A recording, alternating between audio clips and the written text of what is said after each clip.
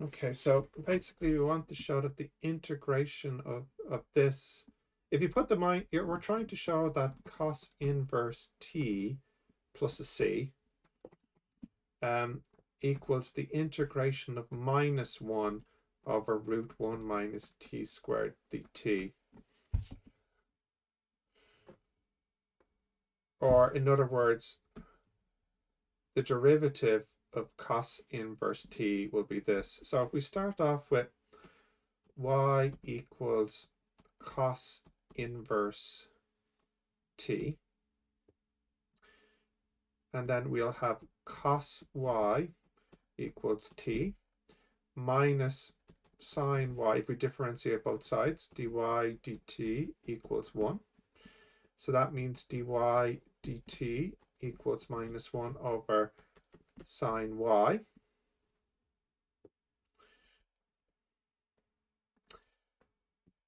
But you can change this into t over 1.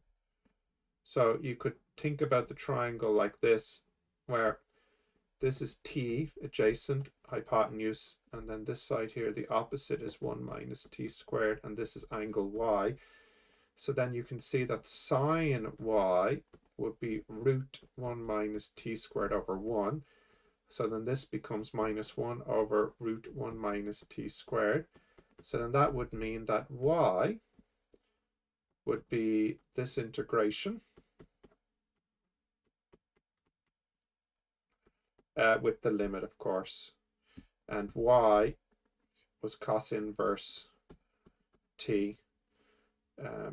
So it doesn't matter, I'll call it a negative c, so I can take it to the left and I get cos inverse t.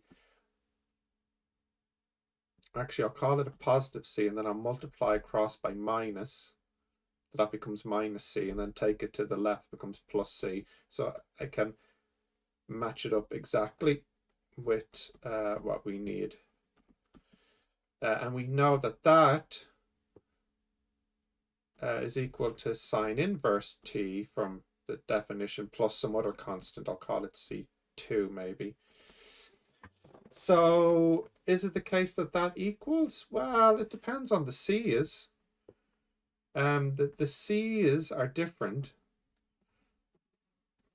If I call this like C1, C1 is maybe not equal to C2. In fact, it won't be unless for some special cases. The constants of integration are not the same. Constants not necessarily the same.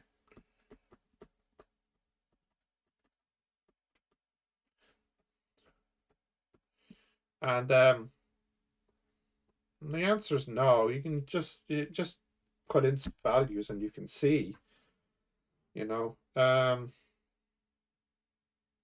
like just sub in values to see.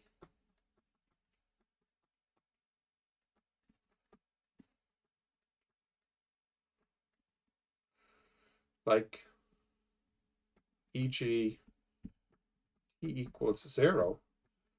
Cos inverse 0 is definitely not equal to 0, which is what sine inverse would be. So